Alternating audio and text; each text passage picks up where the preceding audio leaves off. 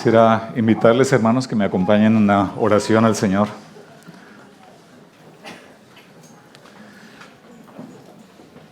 Padre, queremos acercarnos a tu trono de la gracia, sabiendo que tú nos recibes por los méritos de Cristo y también por los méritos de Cristo nos miras con misericordia.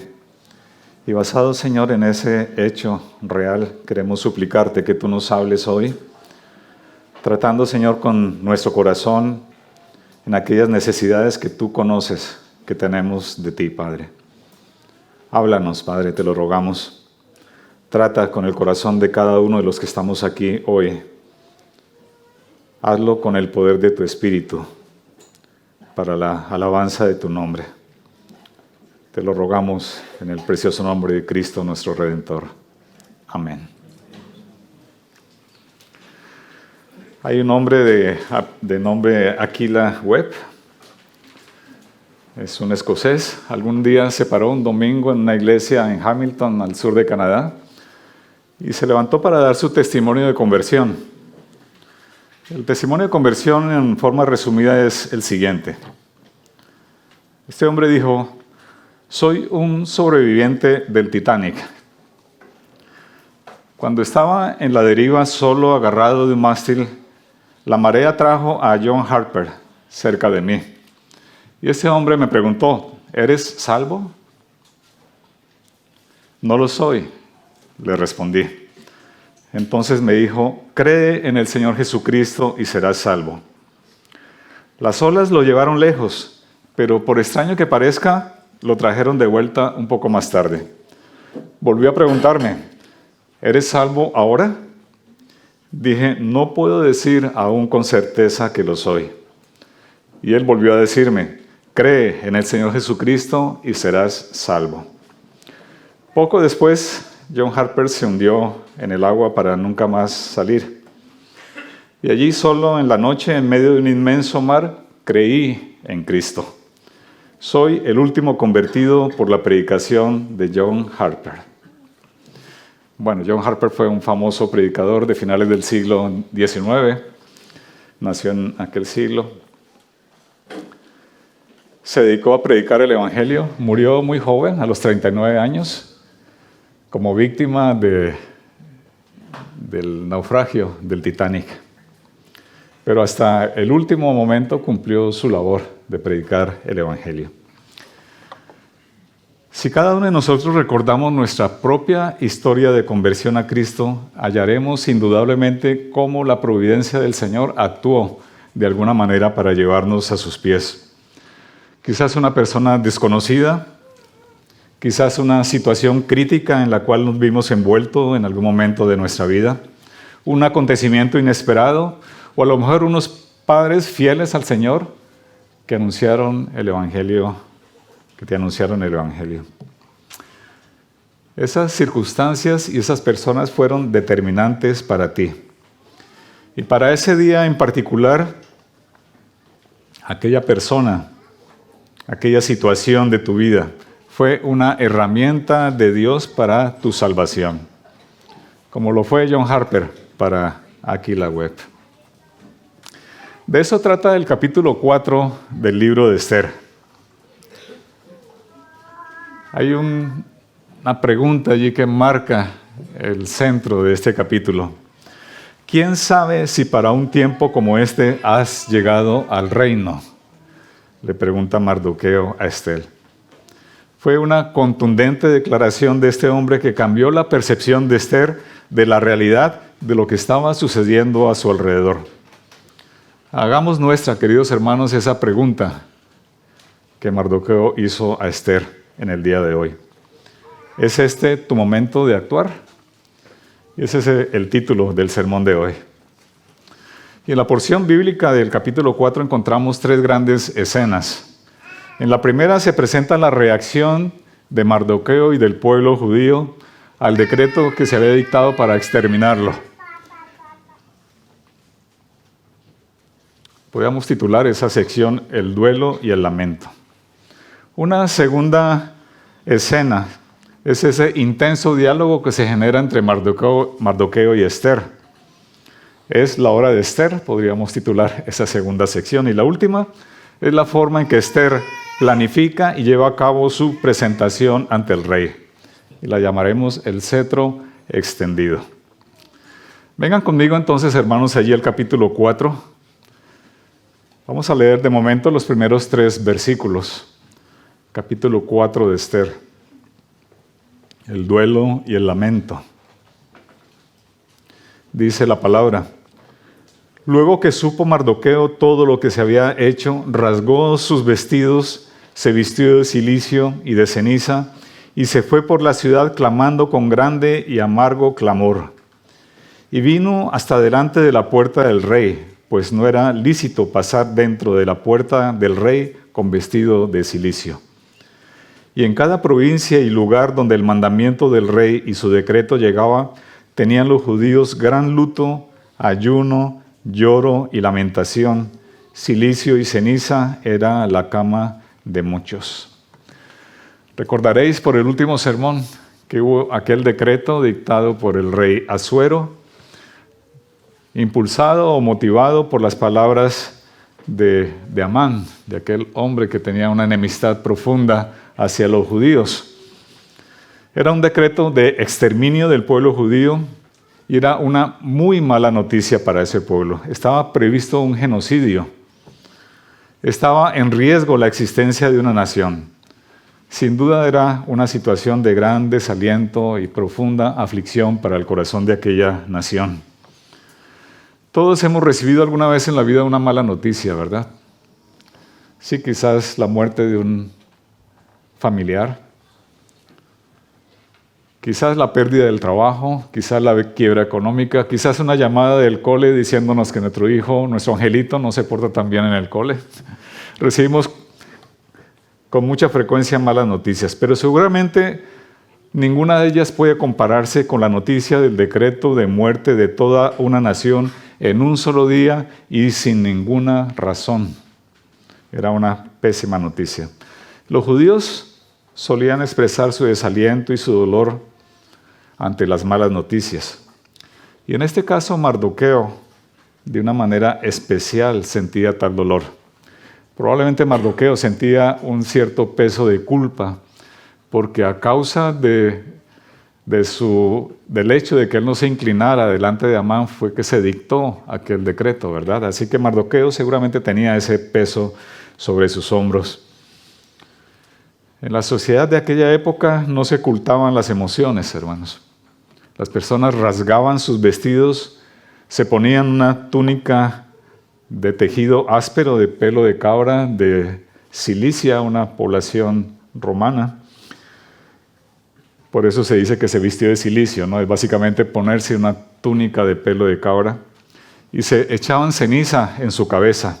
Y de esa manera expresaban públicamente su dolor, su tristeza por la pérdida de un ser querido, o su humillación y su arrepentimiento por el pecado, como sucedió, recordáis, allí con la población de Nínive, o por una noticia mala y desalentadora. Así expresaban el malestar aquella población. Hoy día nosotros intentamos mostrarnos fuertes y buscamos ocultar nuestras emociones, ¿verdad? Pareciera que mostrar el dolor a otros, mostrar el dolor de nuestro corazón, fuese algo inaceptable en esta sociedad. Y creo que la razón es porque vivimos en una sociedad hedonista, en la cual el placer es el ídolo. Se busca a toda costa pasarlo bien.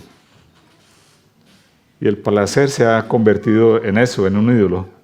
No es de extrañar, por lo tanto, que mientras la sociedad sigue buscando y adorando ese ídolo, los indicadores de la ansiedad, de la depresión, del sentido de inseguridad se disparen hoy día. Porque hay una realidad, queridos hermanos, queridos amigos. Vivimos en un mundo roto, en un mundo caído. Y por ello todos estamos expuestos a los efectos del pecado, a los efectos y las consecuencias de haberle dado la espalda al Señor. Y esos efectos se manifiestan a través del sufrimiento y del dolor. Pero el cristiano está llamado a vivir en medio de esas situaciones, a vivir con esperanza. Y Pablo lo expresa de una manera clara allí en el texto que leímos hace un rato, en 2 Corintios 4. Voy a volver a leer algunos de esos versículos. Dice Pablo a la iglesia en Corinto: pero tenemos este tesoro, es decir, tenemos a Cristo, tenemos al Evangelio, en vasos de barro. Sí, nosotros somos esos vasos de barro, para que la excelencia del poder sea de Dios y no de nosotros, que estamos atribulados en todo, mas no angustiados, en apuros, mas no desesperados, perseguidos, mas no desamparados, derribados, pero no destruidos, llevando en el cuerpo siempre por todas partes la muerte de Jesús, para que también la vida de Jesús se manifieste en nuestros cuerpos, porque nosotros vivimos siempre entregados a muerte por causa de Jesús, para que también la vida de Jesús se manifieste en nuestra carne mortal. Bueno, es un pasaje profundamente antihedonista, ¿verdad? Y no es que los cristianos seamos masoquistas, que busquemos adrede sufrir, ¿verdad? De eso no se trata. Más bien se trata de una realidad, de la realidad que tú y yo vivimos en esta vida. Expuestos a malas noticias, expuestos a enfermedades, expuestos a la muerte, expuestos a perderlo todo, expuestos a sufrir de una y de mil maneras. Esa es la realidad, queridos hermanos. Y cuando eso sucede, cuando viene la mala noticia, cuando viene la enfermedad, cuando viene el sufrimiento, ¿qué hacemos? Bueno, deberíamos imitar un poco a Mardoqueo, ¿no? Llorar, lamentarnos y correr a buscar aquel gran mediador que puede aliviar, que puede consolar nuestro corazón. Eso fue lo que hizo Mardoqueo. Eso fue lo que hizo el salmista allí en el Salmo 73. Lo mismo que hizo el salmista en el Salmo 77, y quiero invitarlos a que lo lean en casa luego estos dos salmos, porque nos hablan cómo se enfrenta una situación adversa. Deberíamos refugiarnos en la iglesia, en nuestra familia. Deberíamos estar dispuestos a exponernos con los nuestros. Sí, hermanos, no vale la pena fingir que no sufrimos. Encontremos amigos, encontremos hermanos a los cuales podamos contarles nuestras dificultades y en quienes podamos encontrar refugio, encontrar aliento, encontrar palabras de ánimo, encontrar oración al Señor. Todos sufrimos, hermanos. No vale la pena realmente pensar o intentar demostrar que somos tan fuertes que nos valemos por nosotros mismos. No lo somos, somos débiles y necesitamos el apoyo mutuo. Por eso somos iglesia también, hermanos. Por eso somos una comunidad de creyentes, para apoyarnos en los momentos difíciles, para animarnos, para consolarnos. Dice Pablo en muchos lugares, dice la palabra, nos habla el Espíritu, que realmente somos familia para eso.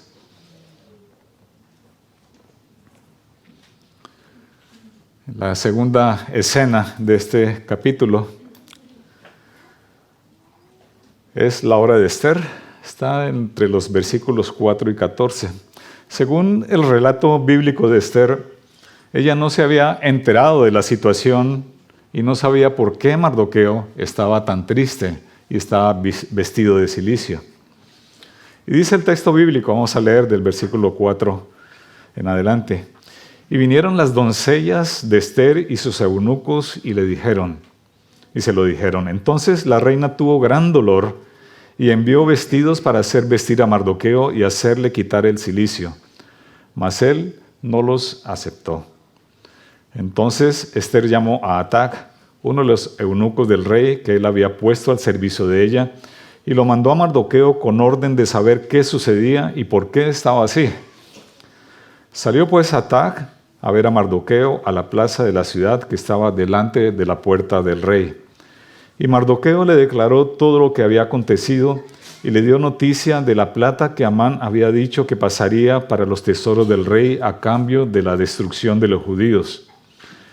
Le dio también la copia del decreto que había sido dado en Susa para que fuesen destruidos, a fin de que la mostrara a Esther y se lo declarase.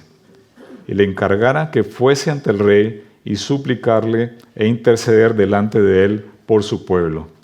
Vino Atac y contó a Esther las palabras de Mardoqueo. Entonces Esther dijo a Atac que le dijese a Mardoqueo: todos los siervos del rey y el pueblo de las provincias del rey saben que cualquier hombre o mujer que entra en el patio interior para ver al rey sin ser llamado, una sola ley hay respecto a él: ha de morir, salvo aquel a quien el rey extendiese el cetro de oro, el cual vivirá. Y yo no he sido llamada para ver al rey estos 30 días. Y dijeron a Mardoqueo las palabras de Esther. Entonces dijo Mardoqueo que respondiesen a Esther: no pienses que escaparás en la casa del rey más que cualquier otro judío. Porque si callas absolutamente en este tiempo, respiro y liberación vendrá de alguna otra parte para los judíos, mas tú y la casa de tu padre pereceréis. Y quién sabe si para esta hora has llegado al reino. Una de las dificultades que encontramos al estudiar el libro de Esther es que este libro explica los hechos, pero no explica la motivación que hay detrás de esos hechos. En otros libros sí que hay una explicación quizás un poco más desarrollada. Por ejemplo, en el caso de Daniel. Daniel se vio en una situación parecida y en el capítulo 9, versículo 3 dice lo siguiente: volví mi rostro a Dios, el Señor, buscándolo en oración y ruego, en ayuno, ropas ásperas y ceniza. Es una clara expresión de la cercanía que tenía Daniel con el Señor. La razón que podemos deducir para esa ausencia de los detalles de la intimidad de los protagonistas, de los personajes de la historia de Esther en su relación con el Señor, es porque quiere apuntar específicamente a la providencia de Dios más que a la piedad de los hombres. El autor quiere dejar claro que es Dios quien gobierna, que Él está actuando no para responder a los hombres o a sus buenas obras, sino ejerciendo su soberanía por encima de los hombres. De esta manera, queridos hermanos, el libro de Esther es un poderoso mensaje de la fidelidad de Dios a su pacto y a sus promesas. Dios no se menciona en ninguna parte de este libro, pero en cada detalle de la historia que estamos estudiando, Él nos está diciendo: aquí estoy yo. Muy bien dijo Calvino una frase con respecto a la providencia: no hay nada más preciso para aumentar nuestra fe que el conocimiento de la providencia de Dios. Esther se entera del sufrimiento y del dolor de Mardoqueo, que intenta calmarlo, mandándole vestidos para que se quite esas túnicas de ropa de pelo de cabra áspero. Pero Mardoqueo la rechaza. Y a partir de ese momento se desarrolla un intenso diálogo entre Mardoqueo y Esther. Lo hacen a través de un eunuco. En aquel tiempo no había WhatsApp, pero había Atac, que llevaba el mensaje entre uno y otro. Mardoqueo informa a Esther de todos los detalles, incluso del dinero que había sido prometido para despojar a los judíos. También le envía una copia escrita del decreto del rey. Y con todo ello, Mardoqueo lo que intenta es hacerle ver a Esther la urgencia y la seriedad del asunto. En este punto de la historia, seguramente Mardoqueo había llegado a la conclusión de que la posición de Esther como reina es una posición muy oportuna para servir de mediadora entre el pueblo y el rey. Por eso le hace ese encargo concreto allí al final del versículo 8, que fuese ante el rey a suplicarle y a interceder delante de él por su pueblo. Pero Esther no quiere en principio cumplir ese papel de mediadora porque sabe que estará en juego su vida. Las leyes persas eran muy estrictas para garantizar la seguridad del rey. Seguramente hubo muchos atentados contra los reyes en aquella época, así que estaba muy custodiado el rey y no se permitía que nadie se acercara al rey a no ser que él fuese invitado por el propio rey. La ley era muy clara: quien lo hiciera moriría. La única forma que sería rescatada de la muerte la persona que se acercara sin permiso al rey era que el rey extendiera su cetro de oro como señal de aprobación de aquella visita. Ante la negativa de Esther, entonces Mardoqueo le dice 3 cosas y quisiera que nos centráramos en esos 3 aspectos de la conversación entre Mardoqueo y Esther.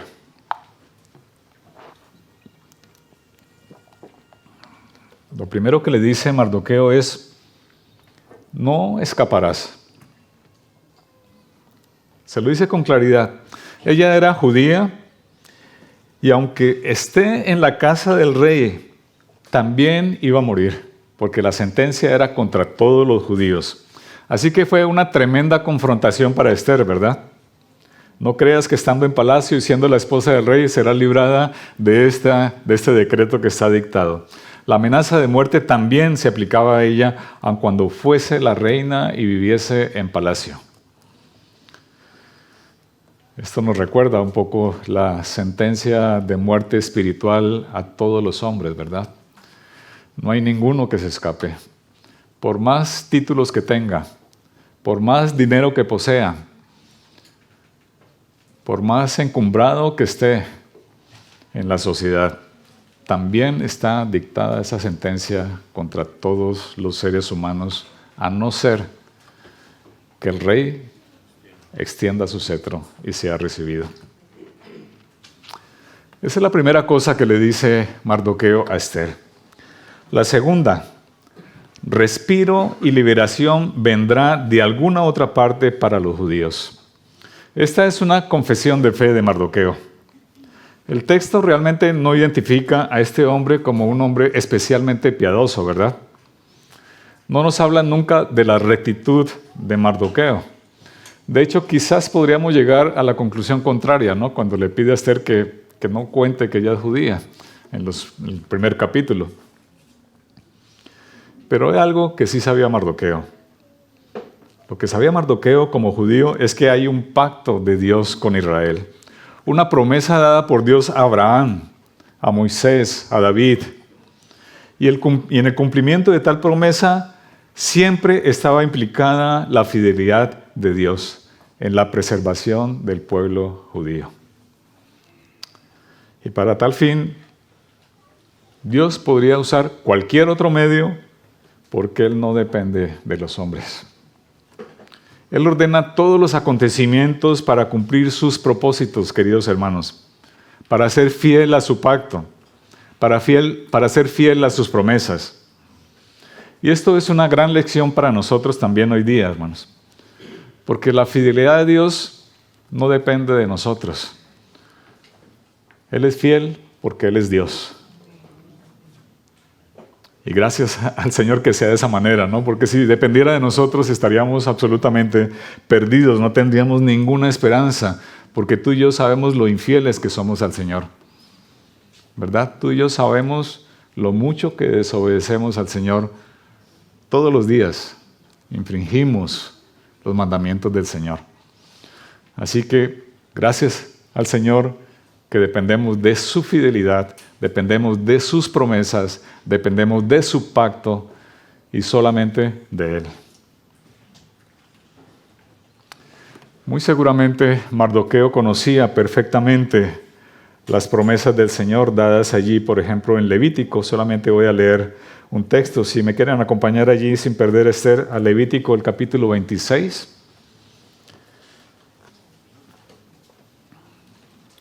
Versículos 42 al 45.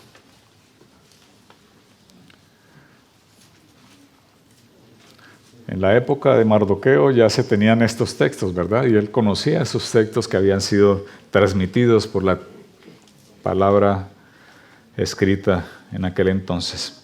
Dice el texto: entonces yo me acordaré de mi pacto con Jacob y asimismo de mi pacto con Isaac, y también de mi pacto con Abraham me acordaré y haré memoria de la tierra. Pero la tierra será abandonada por ellos y gozará sus días de reposo, estando desierta a causa de ellos. Y entonces se someterán al castigo de sus iniquidades, por cuanto menospreciaron mis ordenanzas y su alma tuvo fastidio de mis estatutos.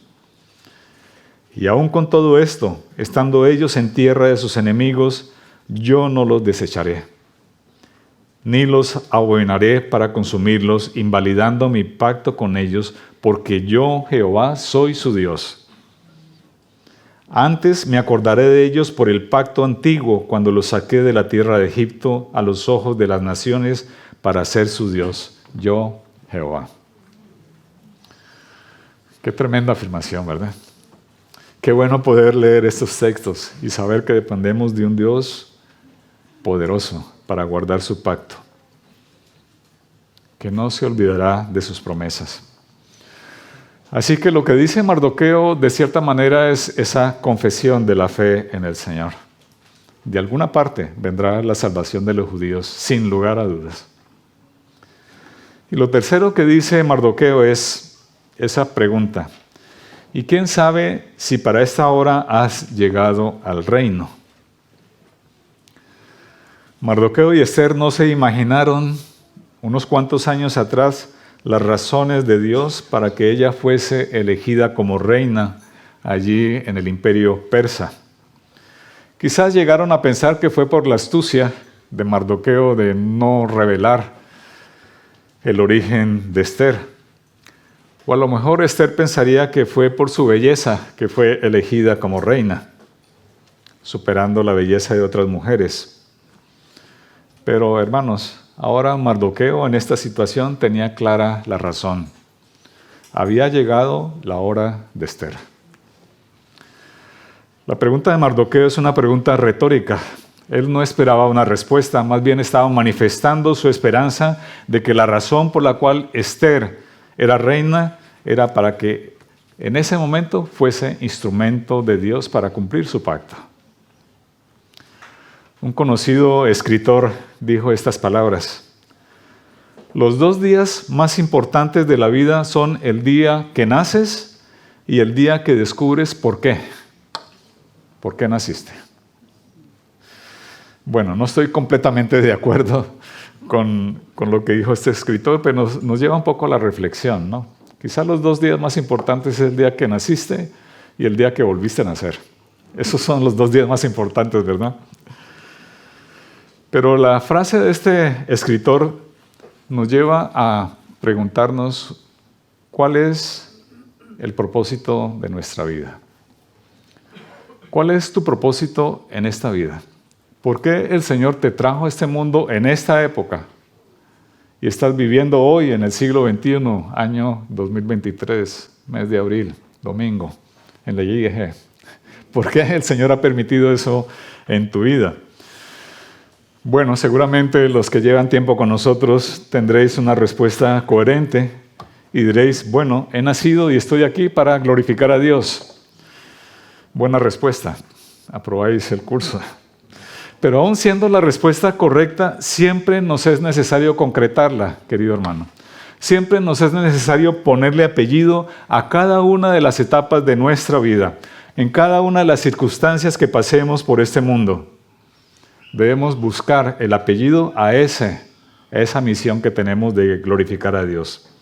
Si tú crees firmemente en un Dios todopoderoso que ha orquestado todos los asuntos de tu vida para traerte al aquí y a la ahora, ¿cómo tu vida puede expresar la gloria a Dios hoy en tus circunstancias, en tu vida, en este momento? ¿Cómo puedes tú expresar la gloria al Señor en el rol como madre, como padre de esos pequeños que tienes sentado a tu lado? ¿Cómo puedes expresar la gloria del Señor educando, criando, instruyendo a tus hijos? ¿Cómo puedes expresar gloria al Señor si tienes tus hijos adolescentes rebeldes contra ti, negándose a venir a la iglesia? ¿Cómo puedes expresar la gloria del Señor siendo un trabajador cuyo jefe es absolutamente difícil de soportar? ¿Cómo puedes expresar la gloria del Señor con ese vecino que te hace la vida imposible, que no te deja dormir con el ruido? ¿cómo puedes expresar la gloria del Señor siendo miembro de esta iglesia? ¿Te has preguntado eso? Es una pregunta importante que debemos hacernos, hermanos, si realmente tú crees que estás viviendo para la gloria de Dios en este mundo. Es muy fácil distraernos con los asuntos de la vida tal como el mundo se distrae. Queriendo ganar el sustento de cada día y ganar quizás un poquitín más, nos esforzamos, hacemos horas extras y enredamos nuestro tiempo y lo consumimos en el trabajo como si eso fuera la razón de nuestra vida. El trabajo con los niños es tan difícil que mejor les pongo el móvil, la tablet o el televisor para que se distraigan allí porque estoy cansado y no quiero incomodarme y no quiero hacer mi papel de darle gloria al Señor, educando a esos hijos, hablándoles de Cristo, mostrándoles el Evangelio, dando testimonio de quién es el Señor y cómo transforma la vida de los hombres. Sí, hermanos, estamos aquí para darle la gloria al Señor, pero debemos ponerle apellido a eso. No es una respuesta por allí en el aire, es una respuesta concreta que tú debes buscar en tu día a día. Tú y yo, querido hermano, necesitamos entender lo que significa y lo que implica también la providencia de Dios. El Señor Jesús dijo allí en Juan capítulo 5, versículo 17, mi Padre hasta ahora trabaja y yo trabajo. Así que el hecho de que Él está trabajando hoy en tu historia y en mi historia implica necesariamente que tú no eres un mero espectador de tu vida y que estás llamado a unirte al trabajo de Dios. Y no porque Él necesite de ti para llevar a cabo sus planes, sino porque Él te da la inmensa oportunidad de ser un medio para cumplir sus propósitos. Sí, Dios salvará a todos los escogidos y por eso tú y yo tenemos muchísimo trabajo que hacer. Créeme, contigo o sin ti, Él cumplirá sus planes porque para eso Él es Dios. Pero qué bueno que cuando nos encontremos con Él en la gloria podamos recibir aquellas preciosas palabras, buen siervo y fiel. Sobre poco has sido fiel, sobre mucho te pondré. ¿No te gustaría escuchar esas palabras de parte del Señor cuando te presentes delante de Él? ¿Sí? Pues bien, adelante, hermanos, a trabajar para la gloria del Señor, para recibir esas palabras. Y aquí llegamos al punto culminante de esta parte de la historia de Esther. ¿Qué hará Esther ante la situación que tiene delante? Entramos entonces así a la tercera parte de esta historia. Leamos los versículos desde el capítulo 4, versículo 15 hasta el 5, versículo 8.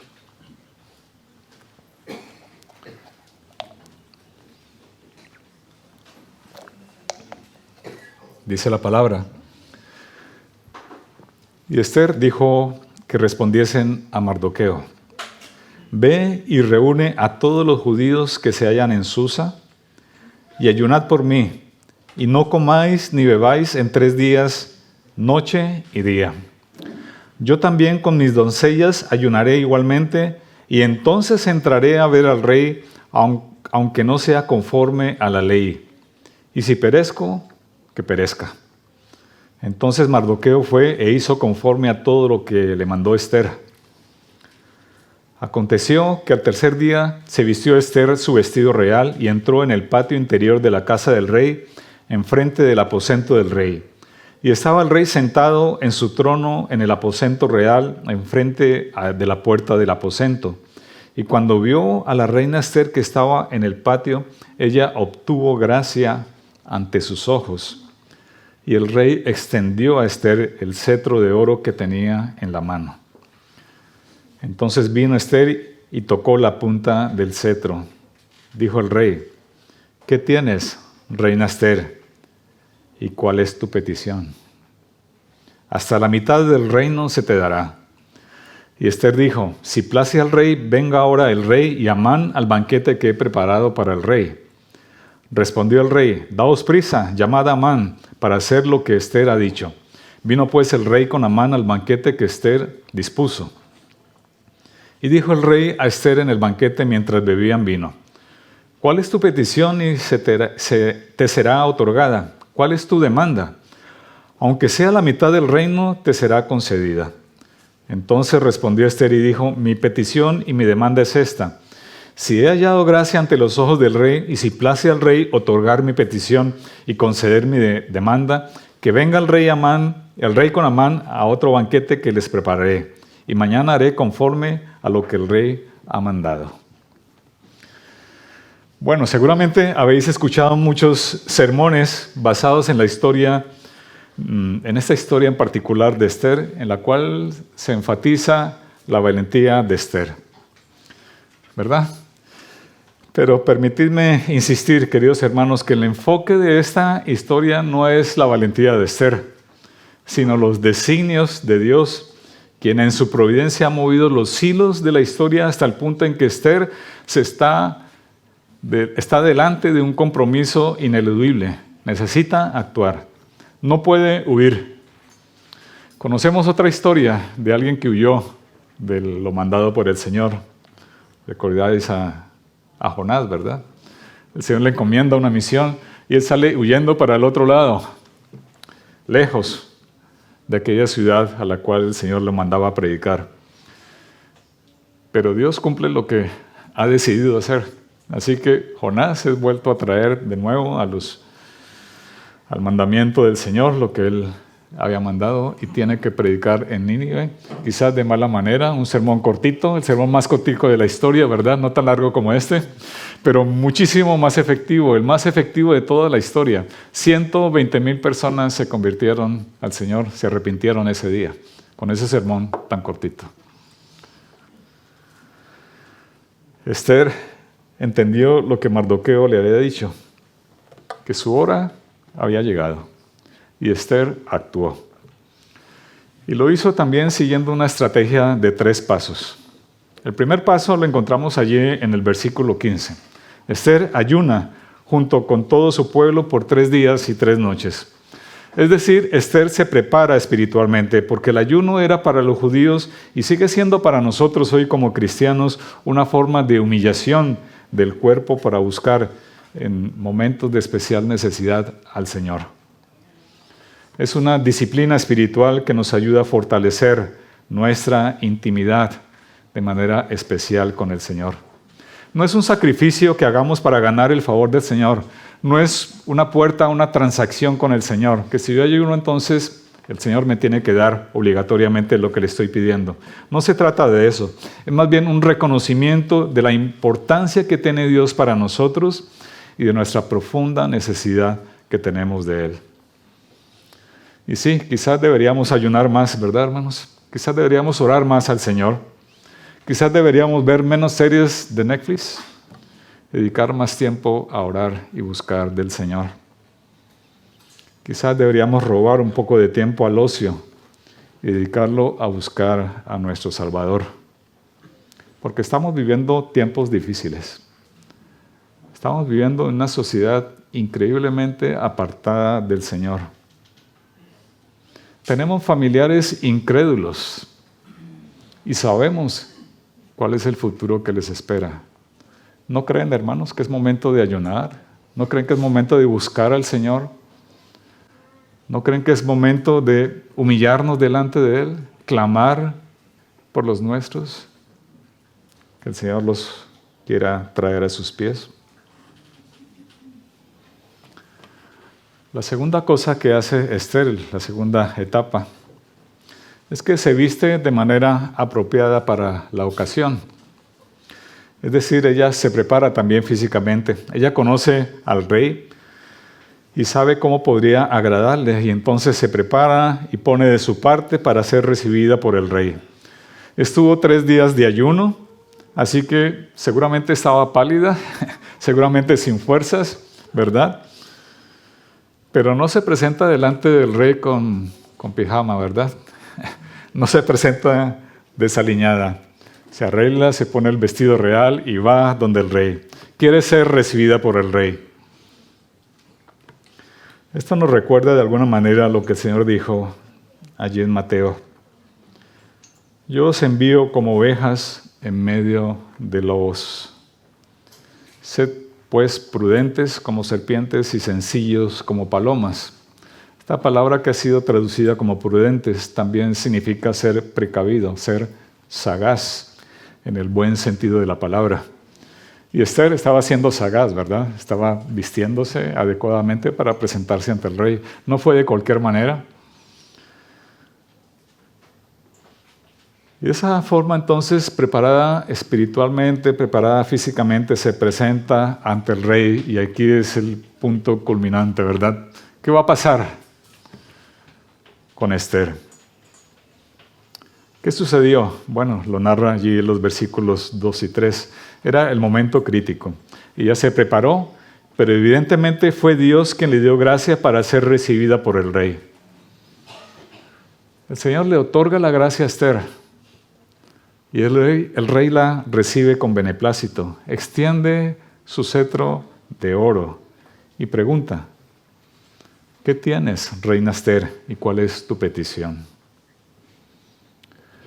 Dice un proverbio: como los repartimientos de las aguas, así está el corazón del rey en la mano de Jehová. A todo lo que quiere, lo inclina. Aquí está patente esta operación del Señor actuando de manera providencial también para que el rey recibiese a Esther. La tercera cosa que hace Esther es preparar 2 banquetes. Esto resulta un poco extraño, ¿verdad? ¿Cómo que 2 banquetes? ¿Por qué no uno solo, no? ¿Por qué no directamente le dice al rey qué es lo que espera si el rey le ha prometido hasta la mitad de su reino? Algunos opinan que Esther no sabía cómo proceder y fue un poco improvisando sobre la marcha. Yo creo que no fue así. Yo creo que ella conocía muy bien los gustos del rey. Conocía que le gustaban los banquetes. De hecho, en el primer capítulo leímos que hubo 2 banquetes grandes, ¿verdad? De 6 meses uno, de una semana el otro. Así que entendía que al rey Asuero y también a Amán le gustaba la bebida, le gustaban los banquetes, pasarlo bien. Así que ella prepara 2 banquetes también. Apeló al conocimiento que tenía para encontrar ese momento oportuno para interceder por su pueblo. Esther, queridos hermanos, aceptó ser mediadora a pesar de estar en riesgo su vida, con el fin de salvar a su pueblo del decreto del rey que era inapelable y que supondría la muerte de todos los judíos. Este fue el momento de Esther. Esta fue la hora de actuar. Esta fue la razón de Dios para traerla al reinado. No fue un momento fácil, con toda seguridad. No fue un momento fácil para Esther. Tuvo que dejar su seguridad, tuvo que abandonar su comodidad del palacio para presentarse dispuesta a morir por la causa de su pueblo.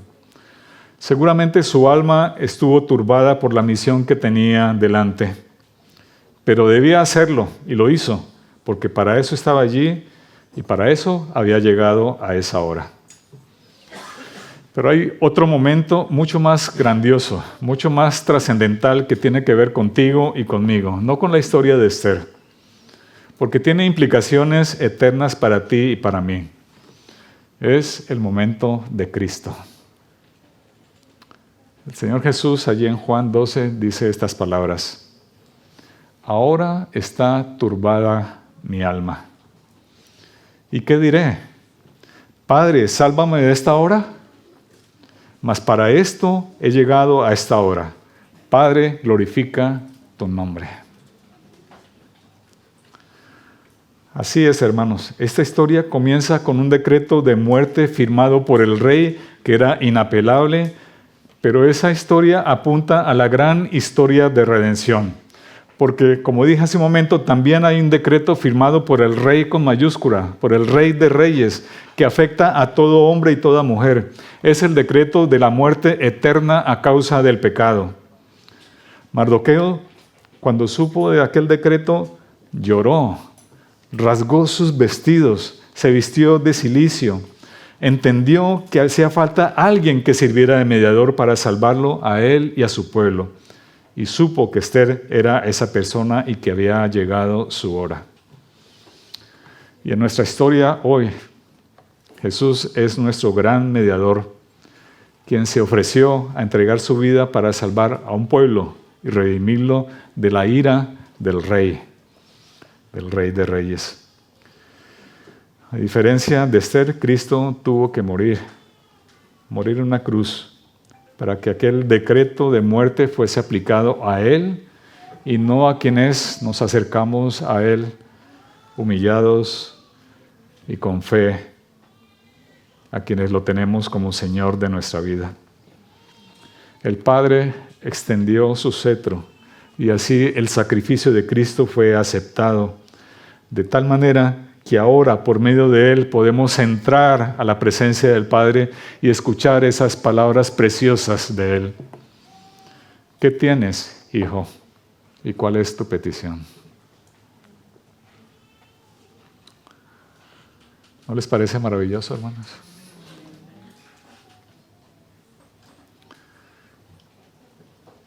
Podemos ir concluyendo diciendo lo siguiente, hermanos. Esta historia nos muestra con claridad que podemos y debemos confiar en Dios, incluso cuando no lo podamos ver actuar. Estamos en un mundo en el cual vivimos dependientes del móvil, ¿verdad? Casi nadie se sube en un coche sin poner el GPS de su móvil para que lo lleve al lugar que quiera ir, a no ser que conozca muy bien el camino. Pero si no ponemos el móvil allí delante, nos sentimos muy inseguros, no sabemos a dónde vamos a llegar. A veces en la vida cristiana quisiéramos tener ese GPS, quisiéramos tener todo el camino trazado y saber en qué momento debemos girar a la izquierda o a la derecha, en qué momento debemos detenernos porque hemos llegado a una estación de servicio y tenemos que descansar. Pero en la vida no tenemos GPS. Por eso es que tenemos que vivir por fe. Tenemos que vivir dependiendo del Señor.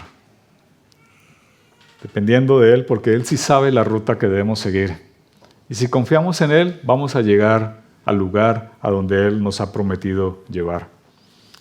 Hermanos, esta historia es un claro ejemplo de lo que significa vivir por la fe y no por la vista. Confiados en la fidelidad del Señor y no en nuestras capacidades o virtudes. A primera vista, el mundo de Mardoqueo y Esther y el mundo en el que tú y yo estamos viviendo es un mundo injusto, es un mundo caótico. La maldad es protagonista. Hay corrientes filosóficas e ideológicas que están cambiando de manera drástica el modelo bíblico de la familia, por ejemplo. Hay fuerzas siniestras redefiniendo la moralidad, suplantando la palabra de Dios para definir a su gusto lo que está bien y lo que está mal. Pero el libro, la palabra del Señor, el libro de Esther, nos recuerda que detrás de todo está la mano invisible de Dios, quien en el ejercicio de su soberanía, actuando providencialmente, está orquestando todas las cosas para llevar a cabo todos sus propósitos sin faltar ninguno de ellos. Pero hermanos, esa realidad no implica que nosotros nos crucemos de brazos. Debemos prepararnos espiritualmente en nuestra intimidad con el Señor. Sí, debemos orar, debemos desarrollar una intimidad clara con nuestro Salvador. Si creemos firmemente que Dios es soberano y que opera a través de la providencia, entonces debemos planificar y actuar con responsabilidad aquí y ahora. No mañana, hermanos.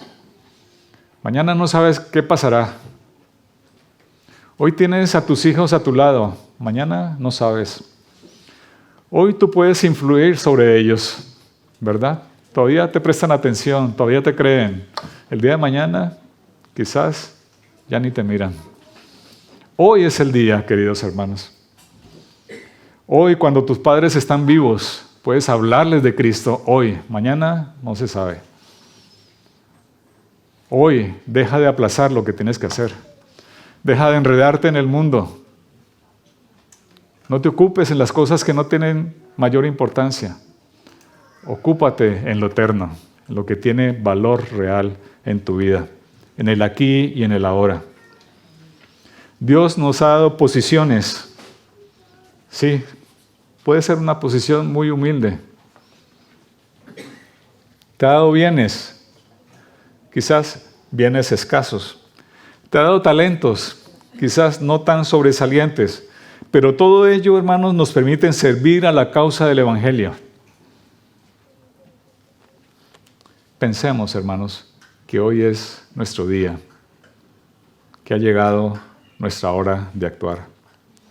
No desperdiciemos las oportunidades que el Señor pone delante de nuestro para servirle, para cumplir sus propósitos.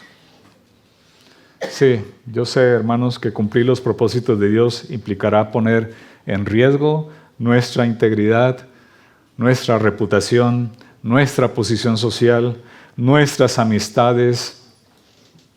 Quizás tus amigos te desechen cuando tú les hables de Cristo. Pero ¿qué prefieres, hermanos? ¿Qué prefieres? ¿Seguir hablando con tus amigos de las cosas que habla el mundo? Cuando tú eres creyente, conoces el Evangelio y sabes lo que le espera a ese amigo, si realmente tú eres amigo de aquella persona, tienes que hablarle de Cristo. Para eso estás, para glorificar el nombre del Señor. No para vivir como vive el mundo. Para eso hay mucha gente allí viviendo otra clase de vida. Es hora, querido hermano, de abandonar tu comodidad, de exponerte. Ha llegado esa hora. Porque como dijo Mardoqueo, ¿quién sabe si para esta hora has llegado a donde estás? Oremos al Señor, hermanos.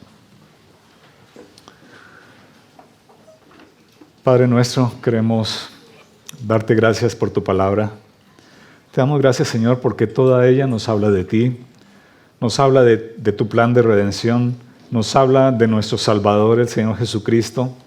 Toda ella, Señor, nos pone en evidencia, nos deja ver también quiénes somos nosotros. Por eso te rogamos que nos perdones, oh Señor, y que tu Espíritu nos mueva a actuar hoy para tu gloria. Te lo rogamos en el nombre de Cristo. Amén.